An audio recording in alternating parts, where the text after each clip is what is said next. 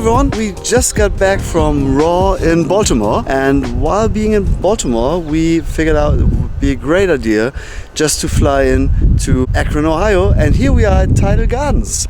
Than invited us for checking out his place, and we've been meeting in several areas of the world, and the last time Than actually came over for the Vivarium conference in the Netherlands, and we had a great time, so now we're here. Awesome, Than. So welcome, good to see you. And Chris is with us from CoralView, so our Nice partner, to meet you, as you Dan. know. Good to meet you as well. Absolutely cool, so I'm really curious about your place, so let's go in and check it out. Absolutely. There we go.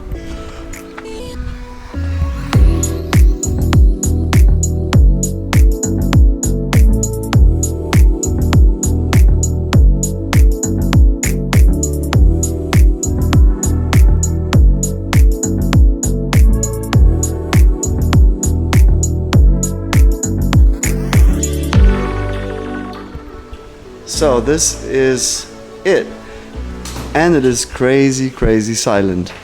I'm deeply impressed, so we will go check out the place and crawl under each of those raceways and find out how you did it, that this is so silent and such a gorgeous space. So hang on tight, guys, and I'll be walking you around. We have like this triple plumbed overflow, and so like the main drain is backed up with this gate valve. Okay. And so really it doesn't allow air to suck in. And so the only place where air really can get sucked in is through these two. Here it kind of sets the height of the water flow in this back section. And we want to keep it just high enough that it doesn't make a big splash coming across that. And then this thing here should just always be, open to air. Like if you're hitting this guy, something's gone terribly wrong. Absolutely. But these Maggie mufflers do tend to, quiet down all this. So, I mean, we're next to 2,500 gallons, and you don't hear any slurping. I mean, this is almost exactly the size of my overflow box on my tank in the office. It is still a bit louder. Whatever you said with the water level, I do exactly the same. Like I keep it that it's just right and not too high, so I still have that little bit of safety gap when you change anything with the turnover. But mine is still slurping like a tiny little bit, but that's always because I don't have a membrane valve or diagonal valve. It's just a standard ball valve, and I have so little return pressure. Water level here on my reef tank, it's like here, and the sump water level is here. Okay. So over that run that I have with all the long pipes, so I have 3 63 millimeter returns, where everybody said like, oh, why did you put in those big returns? I said, because I don't have any pressure. So if you have a 6 feet of drop that you can use to transport the water, it works great. But my turnover rate is 2,200 gallons. Mm-hmm. You need to get that water back. But I'm really impressed that even the water just going into the central drain is not making any noise. It almost doesn't make sense. Like when you're standing here in and amongst these tanks, it messes with you because you're expecting sound. Yeah, absolutely. And there's no sound. Makes you think something's wrong. It's not running or something like that. I mean, there's two options to that. Either it's so loud that you always know, okay, I have to hear that noise.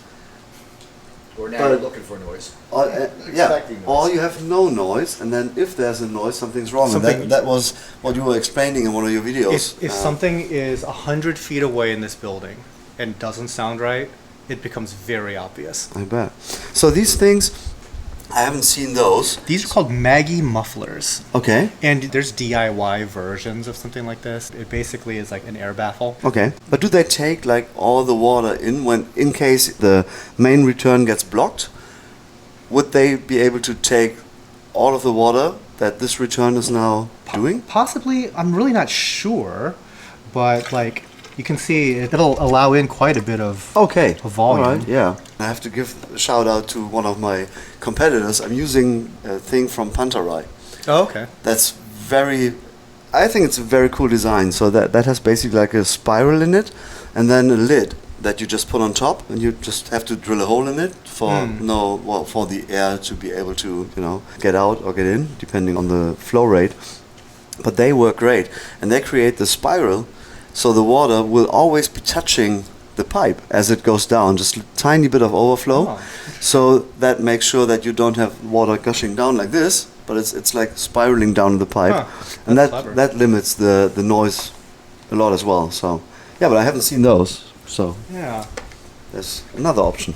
So I did not turn the microphone off, guys. I'm just filming and standing behind the microphone, and my microphone is a shotgun microphone, so it's actually set to just pick up from the front. And I'm sure that you will hear my voice louder than I hear anything from the pumps or the installation. So I've literally never seen an installation that is this silent. So this is the sort of thing I'm trying to avoid. And there's only so many pumps that can really send good flow 10 feet. Right. Yeah, eventually I want to get AFC 150s for these two. And just to like give some wraparound. And for a lot of these tanks with like the Fimbria Filia and the Yeah. Filia, I do want to kind of like pick your brain at some point about the wave function and how to kind of like dial that in. Oh, yeah. Because yeah, I just have like a hard time conceptualizing like the power versus the frequency versus the like everything that goes into like dialing that in. Yeah. I'm not looking to do like some kind of crashing wave to blow out the side of my No, yeah, aquarium, absolutely. No, of course, yeah. but I do like that slight back and forth. Yeah. Remember that after Vivarium, we went to Dream Corals. They have raceways that are a bit wider than yours, but then they're like 30 feet long. And they used a bunch of pumps, as you know, everybody does. And I went there, picked up a very nice Chicago Sunburst, and introduced one of those AFC 150s. I was there originally because he wanted to get the return pumps, because he also is doing an upstairs area, Sure. so he needs to deliver, you know, to one story higher in an efficient way. And I said, well, I'm going to bring you one and we can just play around with it. We put it in, he switched everything else off, and with like 60 watts, he's been doing more flow than ever before. And he also has that wave going on, so he wants that little bit of, you know, motion in that tank. It works great. So definitely The play AFC around. 150 is my absolute favorite powerhead. Like the more that we've been using them, yeah. Thank you. You're running that with a Venturi, or is that actually a needle wheel pump?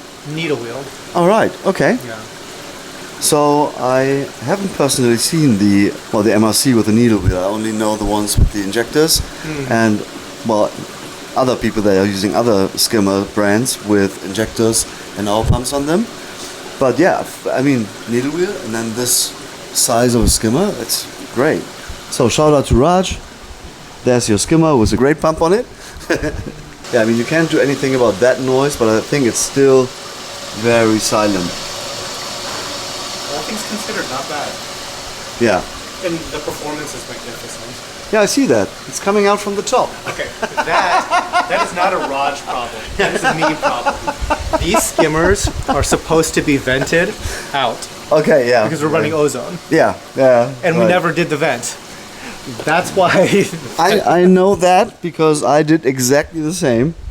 So I had been doing that with my skimmer, and I always said like, oh, I want to have the fresh air intake from the outside. I had to place the skimmer on the other side of the room. So now, I mean, no problem, right? It just works. So I have to run a pipe all around the room and then to the outside, or two pipes for intake and exhaust. I will do that at some point.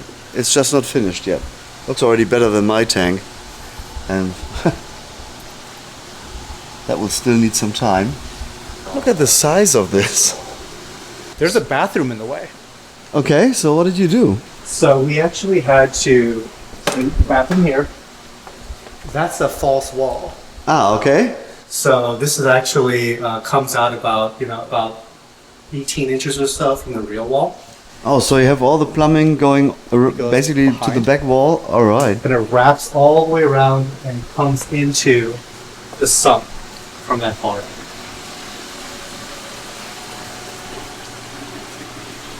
And a nice filter roller here. Oh, there you go. So that's the return line for all those systems in the front. Then from the return, you're actually pumping up into the Correct. roller filter. Correct. Yes. I've heard that is a fairly common implementation that not everybody wants to send all of their water volume through the filter roller. Yeah, I would think that is very common in professional aquariums, like in public aquariums, where you have like a certain amount going through a sand filter just to polish the water, depending on your turbidity and on the tank size, and how far you actually want your visitors to see through. So most aquariums, they actually keep that. They could polish it crystal clear, but then you would see the concrete back wall. So they want to dial that a little bit down, so it looks much more natural when the animals can actually That makes sense. move away, like we saw in Burger Zoo. Yeah. The large shark tank, like you can't see the wall, so they play with the lighting, but they also play with the water clarity itself. Turbidity. Yeah. Interesting. So this is, I always like that, and when you compare that to my sump room, every filtration or every device has a dedicated pump. So I can easily adjust things, Yeah. which makes it so much easier. If the turnover rate changes a little bit because you add a system, then suddenly your filter won't, will overflow or just not have enough water or whatever. So you have one thing that is depending on three other things, and that makes it very complicated. Yeah. Yep. I completely agree, because before we used to do that where like multiple devices were powered off of a single pump. Yeah. And then as we go, it's like no. That doesn't make sense.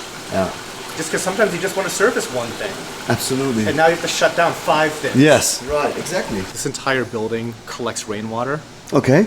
and we store it outside underground, and it gets pumped back in here and has to get processed, disinfected, and everything before it hits our RO system. Oh, so you're actually doing your RO water out of the rainwater. Okay, Yeah.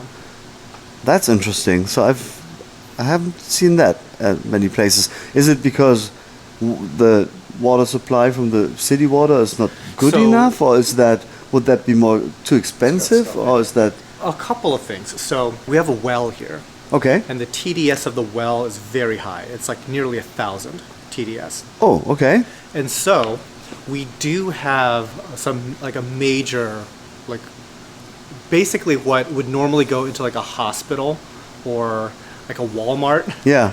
is in my basement at the house. Okay. And that filters all the well water. Sometimes like we have to fill the rainwater collection cisterns because we just didn't get enough rain or something Okay. like that. I wanted like a 2-source water thing just in case. What if the well goes dry? Yeah. All these different, Absolutely. the different issues. Give people an idea. Like we are here in Akron, Ohio. So what is the weather situation like throughout the year? Like It's very never been here schizophrenic. So the winters can get very cold. It can be like sub 0 degrees Fahrenheit. okay. In the summers, it can get very hot, which is like over 100 degrees Fahrenheit. Okay.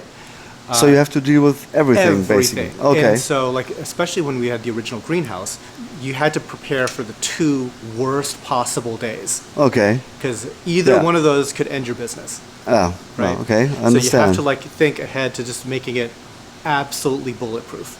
And there were times where my place was not absolutely bulletproof. I and bet. serious damage happened. But over the years, it kind of like instilled in me to overbuild stuff, like work more towards what you think is completely unnecessary excess capacity. Because Yeah. one day it's not excess. No, right, One day yeah, it that's- was necessary. That's the thing. Oh, amazing.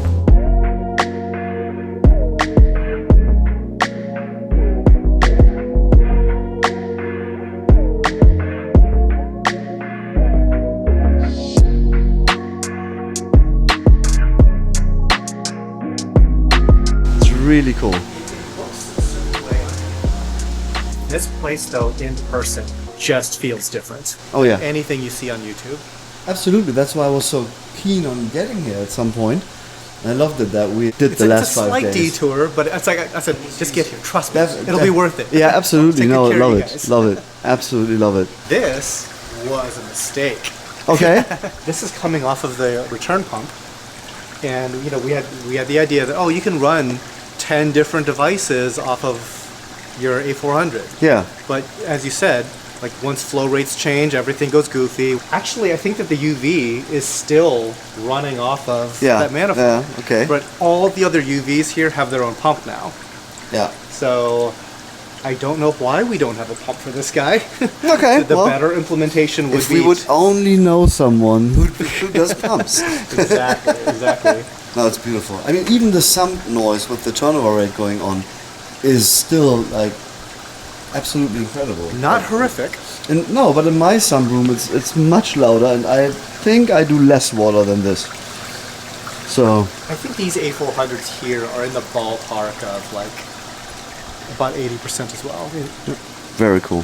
The oldest Abyss pump would have been now about 5 years. Do you do any maintenance on them? We do a lot of maintenance on them, which we should probably talk about on the podcast as Yes. well, Absolutely. because literally everybody is doing it wrong. Because Yeah. we were using the wrong acids, and we were Happens. seeing damage. And I think that a lot of the issues that we were having with a lot of pumps Yeah. was down to user error, because the industry or the conversation around pump maintenance is to use citric acid or vinegar or even like muriatic acid or something. Yeah. We've used all three of those. We are recommending our magic powder, right? And it says on the box what it is, so I'm not trying to rip anyone off here, but it's just a packaging size that is adequate for cleaning 1 or 2 or 5 pumps, and then it's done. And we're working still on the packaging and on the sizes, but I can highly recommend, in general, for all of the products that you may be using out there, ask the manufacturer what you're supposed to use and use that. With your experience recently, we also had 2 other customers that said, well, what's wrong with this pump? It looks weird, and there's a damaged needle wheel or a damaged impeller wheel. And we just wouldn't understand why, because we've been testing like pretty much every acid in our facility, and the stuff that we use to clean your pumps when you're sending them in for maintenance or for repairs is what the magic powder is. So the problem is that with many of the natural acids like vinegar, they will work, they will all dissolve calcium and limestone. The problem is that they are very aggressive against many different types of plastic. So if you have plastics like polyamide, PA, or sometimes PVC, that can be a problem. ABS as well with some acids. But then also all the O-rings. The silicone O-ring that we use for sealing the pump head, the red one, on the A200 and A400 and A1200. So that's silicone. So that is basically is no problem in general. But the other O-rings that are used to hold the bearings in place, for example, that's EPDM. And it says that in the manual, by the way. If you download our manual, everything that comes in contact with water is listed. Like people can actually see, okay, I have this material, that material touching my salt water. So if you want to know if there's anything going on, just check out that manual. Yeah, So that's basically... sometimes it's important. Yeah, to we read the manual. had to have a conversation about this recently with the staff. It's like, from now on, all pumps, only the pump magic. Yeah. Because we're destroying these pumps, and it's not it's not the manufacturer's fault. No, It's like I mean, we're dissolving our own pumps. right. And the thing is that the acid itself might not damage the pump, like, for example, an O-ring is fading away. Yeah, it's just an O-ring, you can easily get that. The problem comes when the O-ring fades away and you're not there to hear the noise that it's making because the bearing is just going bonkers in the rear of the pump. And that actually will damage the motor block, and then we'll get into a critical failure situation where you need to spend money to get like the expensive spare parts. You know, the O-ring is not a problem. Impeller wheel, they are quite affordable on that thing, but if you have to exchange the motor block, or if the rotor gets actually damaged because it's, you know, moving around, or you're breaking the shaft because of an imbalance created from that, Or that can be very those costly. types of brakes allow salt water to get in. Yeah. And then you have like expanding magnets and stuff. Right, and exactly. Heavy metal poisoning. Oh yeah. That's kinds of all stuff. secondary things then you have to take into consideration as well. So it's a lot cheaper to just get the right acid, read the manual, check out the materials, and if you're not sure with other products, just ask the manufacturer. So they will tell you how to keep care of your products in the best possible way without damaging anything.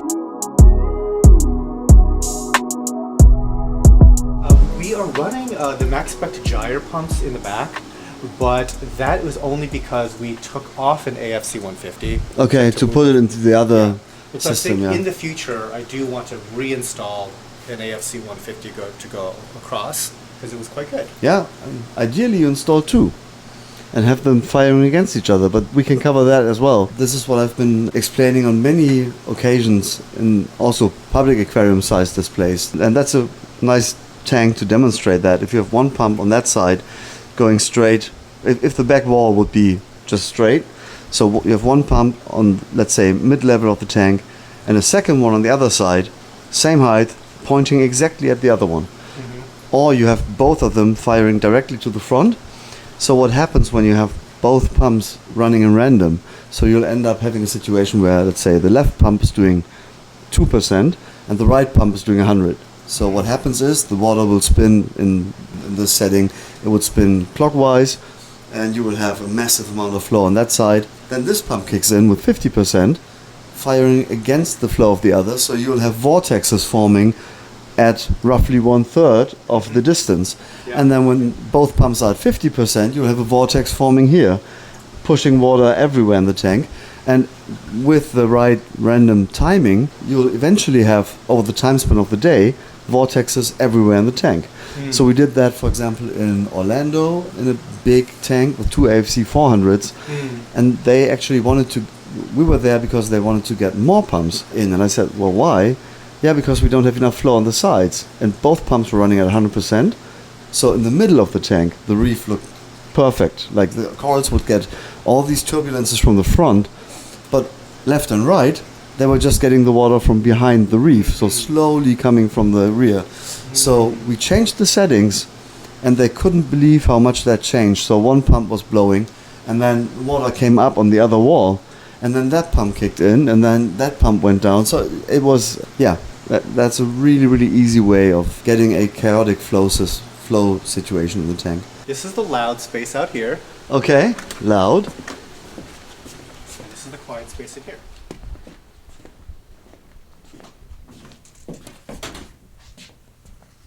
Okay. This is quiet.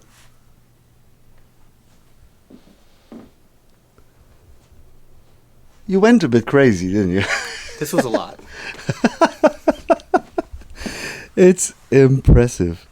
I mean, you walk in, it's literally like an acoustic test chamber, which I have been a lot of times because in my uni we had that, and we actually went in there for doing our tests with the pumps because I still know all the engineers, so we can do noise measurements and all that. So when you walk in there, it's like you almost feel dizzy because somehow your information of your brain doesn't match what you're experiencing. Just so I feel like a little bit more not like squirreled away into my own little cave, right? So this entire thing really only gets used by one person. That's the media person. So she gets all this to herself, like all day. Like the square footage is almost the size of my house. I can imagine. I mean, It's like 40 by 40 practically. So it's 1,600 square feet.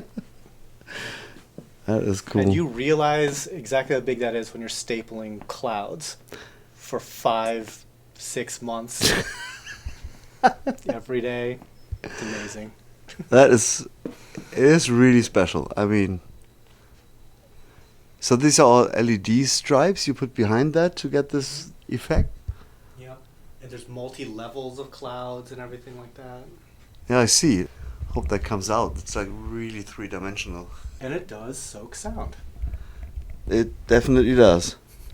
So where did you set up your stereo system in here? I mean, what a waste having a So, room like this. Funny then- thing, like, it turns out I don't listen to a lot of music. Okay, Because I actually do have a nice stereo, okay. and it's not even plugged in. Like, the speakers are there, all the electronic components are over there. That would be my first thing, literally, to set up in a room like this. Because I'm. Sandler said too. He's like, I would immediately put like $100,000 stereo in this room. He starts to like talk about speaker placement, and my chair would be right here. Yeah, and then we all start crying like, I would like to do that too, but just my bank account doesn't.